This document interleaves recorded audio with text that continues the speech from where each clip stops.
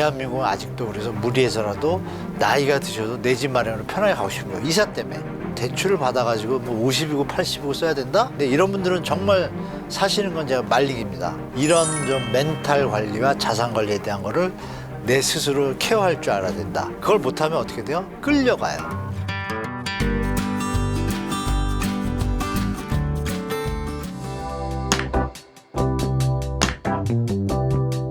이게 뭐 80% 90% 차지한다.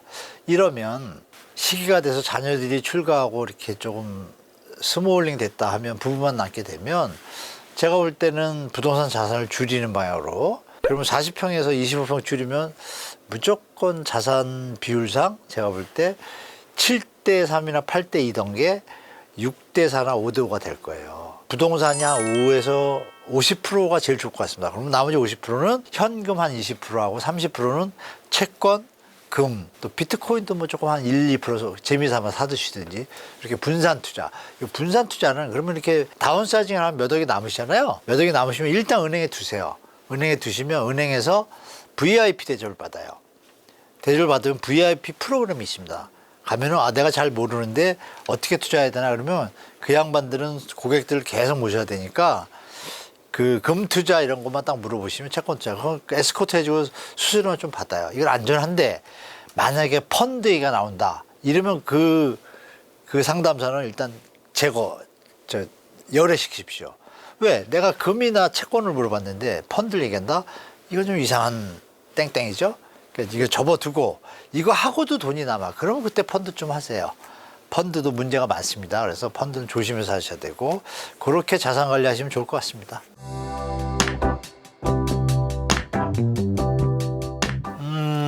삶에 대한 어떤 자신의 가치랄까요? 이거를 확인하고 사랑해주고 또 배우자, 동반자 있잖아요. 신랑이든 부인이든 그 사랑하는 마음의 초심. 그러니까 결혼할 때 왜 결혼했죠? 행복하려고 결혼했죠.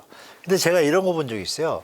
부동산이 막 갑자기 막 잘 나갈 때 운이 좋아가지고 두 부부가 막 투자했는데 계속 성공을 했어요. 대부분은 잘 사는데 가끔 가다가 이혼하는 부부를 봐요. 돈이 많으니까 갑자기 딴짓을 하고 싶은 거예요. 뭐 이런 사람들 꽤 봅니다. 그러면 그게 뭐예요? 돈만 남고 사랑하는 사람은 떠나왔잖아요. 뭐 이런 걸 제가 가끔 봅니다. 너무 슬프게도. 그래서 드릴 말씀은 우리가 인생에 한번 왔다 가는데 정말 아름답게 살고 있는데 여러분 베이비부모들은 정말 열심히 살았잖아요. 제가 뭐 말씀 안 드려도 스스로 그렇게 생각하실 거예요. 정말 열심히 살았어요. 사셨는데 자기를 얼만큼 사랑해줬냐 이거예요.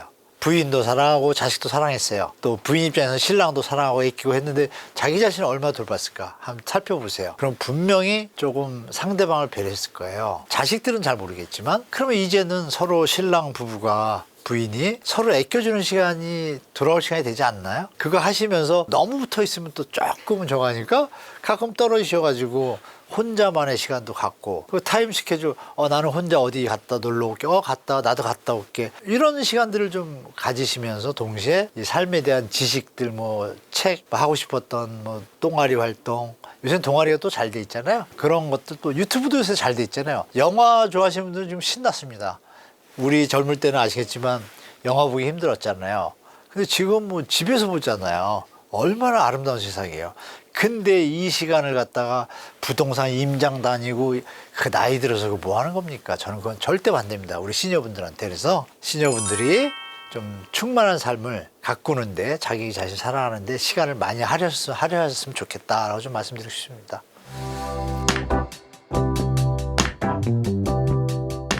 시니어분인데 이제 이사 가는 게 좀 힘드셔서 이것도 정부가 잘못해서 그래요. 국가가 만약에 임대차 제도를 해외처럼 보통 해외는 보통 10년에서 20년 살아요. 평균적으로. 그렇게 해준다라면 우리가 지금 이런 질문과 고민을 접하지 않을 것 같아요. 왜냐하면 나이 들어서 60에 70에 어디 임대를 들어갔다? 그럼 그 주인도 선진적인 어떤 마인드를 가지고 있어서 굳이 내추려고 하지도 않고 이걸 조금 더 받아서 뜯어 이런 생각을 안 가져요. 근데 우리는 지금 그 과도기거든요. 근데 그게 이제 끝나가는 지점이라고 봐요. 그래서 지금 무주택자분들 우리 중에 무주택자란 얘기는 지금 만약 65세인데 무주택자다 하면 자 직장은 끝나가는데 더 벌 여력이 없잖아요. 이거는 사실 정부가 케어해야 될 부분인데 이 부분이 아직 우리는 선진국이 아직 안 됐기 때문에 그건 뭐 차지하고 하실 말씀은 이제 억지로라도 해서 집을 얻었다고 가정을 할게요. 대출 받아서. 그러면 대출 이자를 내야 되는 그 삶의 기회비용이 없어지잖아요. 대출을 안 받는다라면 사는 걸 권하겠습니다. 왜? 사가지고 주택연금 쓰면 되니까. 근데 그렇지 않고 대출을 받아가지고 뭐 50이고 80이고 써야 된다? 버는 건 한정적인데 이런 분들은 정말 사시는 건 제가 말리기입니다. 차라리 월세도 한번 계산해 보실 필요가 있어요. 자, 내가 재산이 6억이 있는데 1억에 얼마 몇 프로가 있잖아요. 그럼 5억을 갖다가 은행에 뒀을 때 이자가 있잖아요. 근데 다른 수익 상품 하면 또 이자가 더 나오잖아요. 근데 이 돈으로 내 나이를 계산하니까 다 월세를 갖다가 계산하고 인플레이션 계산해도 돈이 남네? 그러면 월세 사면 얼마나 편합니까? 고쳐달라는 거 다 고쳐주고, 그죠? 그러면 여기서 나라가 이제 호응을 해줘야 돼요. 나라가 임차 기간을 뭐 10년, 15년을 좀 안정적으로 해주는 제도가 없기 때문에 대한민국은 아직도 그래서 무리해서라도 나이가 드셔도 내 집 마련으로 편하게 가고 싶은 거예요. 이사 때문에. 이건 국가의 잘못이죠.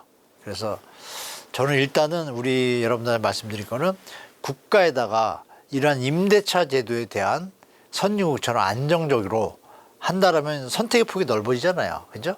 그런 걸 일단 좀 쉬는 시간에 국가에다 좀 댓글도 좀 쓰시고 막 이렇게 하시고, 그리고 저 같은 사람들 계속 얘기하고, 또 이거는 또 우리 자라나는 청년들이나 신혼부분들한테 도움이 되잖아요. 임대주택이 안정됐다는 거, 임차제도가.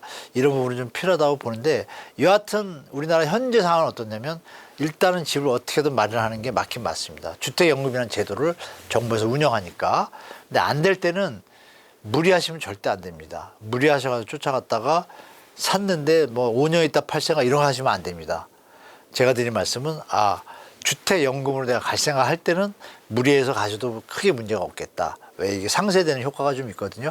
거주의 안정성을 일단 가지니까 이런 부분을 좀 잘 믹스하셔가지고 무리해서 쫓아가지 마시고, 또 청약저축이 오래됐다 이러시면 공공분양 조금 거리가 있더라도 요즘 교통이 좋잖아요. 그리고 3기 신도시 같은 경우에는 교통망이 좋습니다. 강남까지 다 30분이니까 그런 것도 한번 고려하시면서 내 집 마련하시면 좋을 것 같습니다.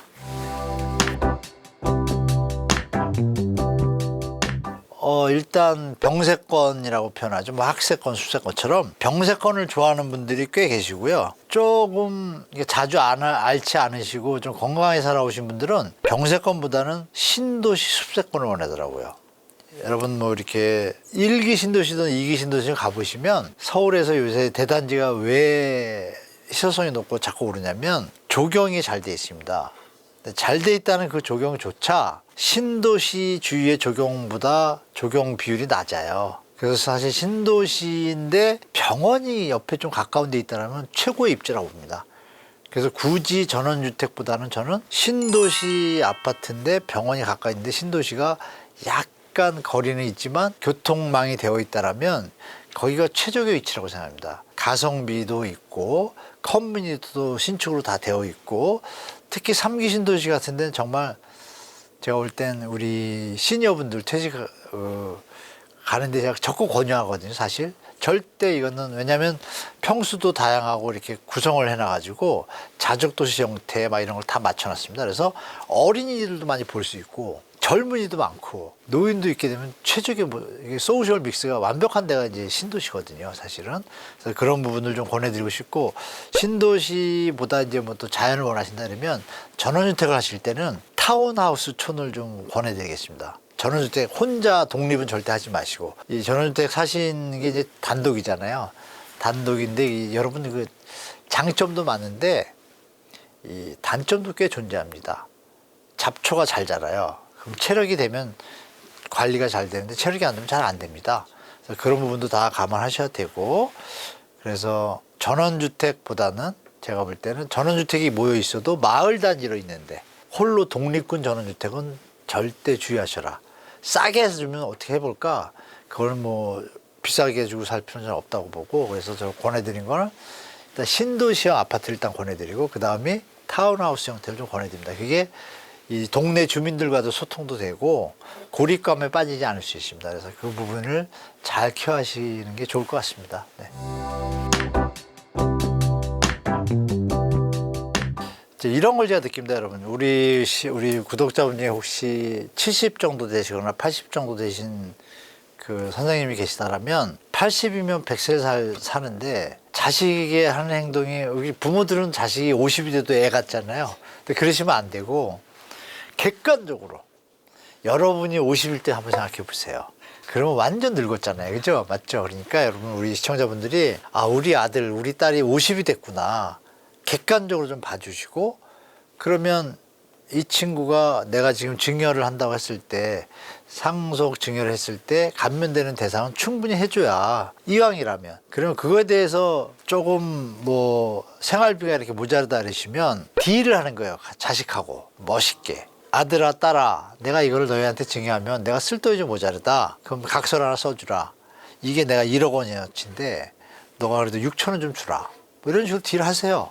떳떳하게. 그러면 줘서 마음 좋고 아들, 딸은 뭐 어떻게 생각하는데 드릴 거 아니에요. 그럼 관계가 좋아지는데 이걸 가지고 아버지는 또 조금 더 말 잘 듣고 효도하면 줘야지 짱 보다가 훅 갈 수도 있어요. 근데 자식들은 또 아버지가 이거 안 준다고 뭐 틸툴대고 더 안 좋아질 수가 있어요. 그래서 이런 거는 현명하게 이제 시대가 바뀌었습니다. 그래서 가족의 재산과 서로에 대한 애착이나 사랑 표현을 돈이라는 거에 끌려가지고 금이 가면 안 된다고 봐요. 그래서 그걸 충분히 상의하고 또 자식들도 부모님이 오해하건 말건 설득하셔야 돼요. 떳떳하게. 아버지 사시는 동안 열심히 즐겁게 사셔야죠. 돈 갖고 갈 거 아니시잖아요. 이거 하셔야 돼요. 안 하더라고. 짱 보고 이렇게 이런 거 너무 많이 봤어요. 그러면 안 돼요. 서로 피곤해요. 또 부모님도 마찬가지야. 그래서 서로 생각해 보세요. 가족밖에 더 있어요. 그러니까 소통하시고 암만 죄를 졌어도 깜빵 가면 면회 갈 거잖아요. 그죠? 이런 마음을 돌이켜 보시면 아 이게 못할 얘기가 없거든요. 충분히 얘기하셔서 상속 문제 얘기해서 자식도 미리 얘기를 해야 이게 폐류나 이런 거 뭐 뉴스 보잖아요.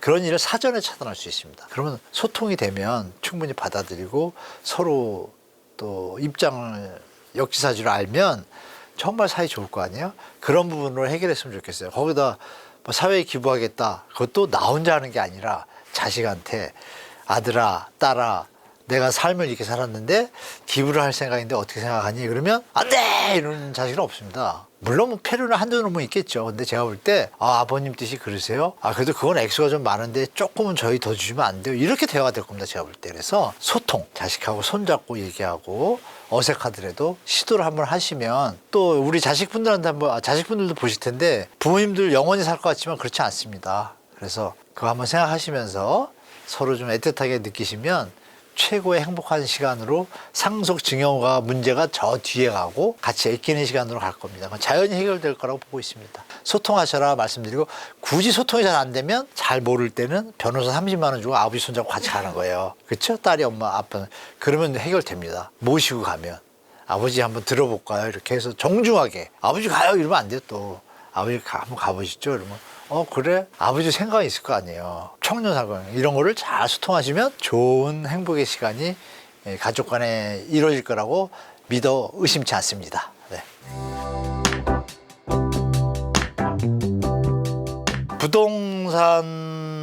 부동산에 대한 욕망은 뭐 집을 사보신 분들 아시겠지만 운도 좋았잖아요. 대한민국이 같이 발전하고 성장의 과실을 우리 베이비모들이 많이 사실 가졌습니다. 우리 청년들한테 미안할 정도죠. 그러면 이제 이걸 어떻게 이제 부동산을 가지고 또 한다 그런 얘기 충분히 드렸잖아요. 그것보다는 이제 좀 더 자기 자신을 위해서 써야 되는데 여기서 이제 멘탈의 관리를 정확히 하셔야 되는데 부동산이 많으면 많을수록 신경을 많이 쓰게 되는 건 사실이잖아요. 자 그런데 이제 이런 표현이 있습니다. 폴 사무엘슨이라고 경제학자예요.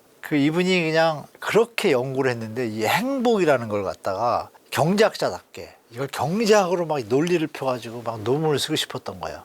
결론이 뭐가 나왔냐? 도저히 이건 답이 없구나. 행복이란 것은 내가 가지고 원하고자 하고 싶었던 것, 그리고 내가 이룬 것, 이거를 막 계산하고 분수를 만들고 막 해본 거예요. 그래서 결론이 식이 나온 게 뭐냐? 욕망분의 소유인 거예요. 욕망이 분모예요. 욕망이 이만한데 가진 거 요만하면 이건 계속 불안한 거예요. 작으니까.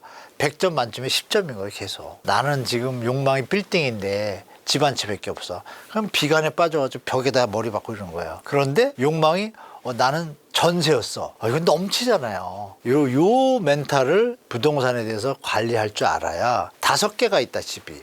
그러면 내가 욕망을 세 채면 난 망족해. 두 채의 여유가 생기잖아요. 금전적. 이런 좀 멘탈 관리와 자산 관리에 대한 거를 내 스스로 케어할 줄 알아야 된다. 정리할 줄 알아야 된다. 그걸 못하면 어떻게 돼요? 끌려가요. 부동산에 끌려가고 뭐 어떤 뭐 자산가 중에 제가 그렇게 말렸는데 어디 훅 베팅을 한 거예요. 나이 드셔가지고 제가 베팅 안 했으면 좋겠다. 하시려면 굳이 그냥 오피스텔 2개만 하셔라. 욕심 부리지 마시고 조금 더 벌려고. 뭐 결과는 제가 말씀 안 드려도 아시죠. 그러면 이 극과 극이잖아요. 그래서 제가 드린 말씀 폴 사무엘슨의 욕망과 소유의 그 분자 분모를 어떻게 두느냐에 따라 여러분의 인생과 부동산에 대한 시각이 깨끗하게 정리되느냐 아니면 부동산에 계속 끌려가서 사느냐 차이가 생깁니다. 그래서 그 부분을 잘 여러분들이 스스로 잘 헤아리셔가지고 여러분들한테 스스로한테 도움을 주시면 좋을 것 같습니다.